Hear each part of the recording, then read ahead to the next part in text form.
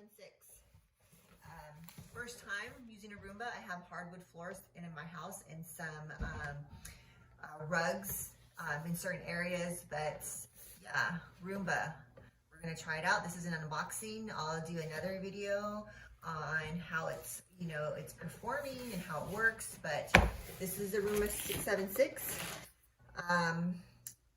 Purchased it at a pretty affordable price. We've waited many years to afford these because we couldn't afford them when they first came out.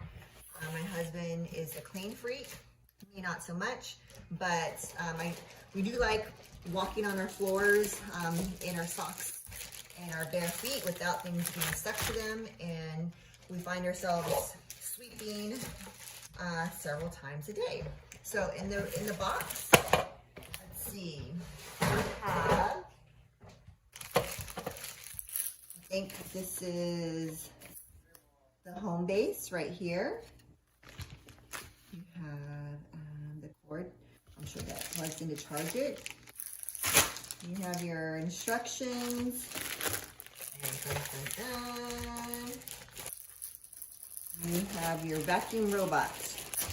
Hopefully this will prevent us from having to sweep all day long. Let's pull it out. Packaged pretty nicely. And tight, actually.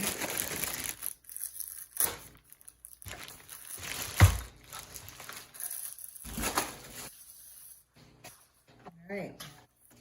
So here's the bottom part. Looks like we pull this out when we get ready to use it. That's where the battery is. Here's the sensors, I'm assuming. Here's your wheels.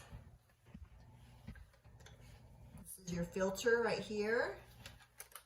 And on this side, it looks like you have a cleaning button, a power button, a home button, and here it is.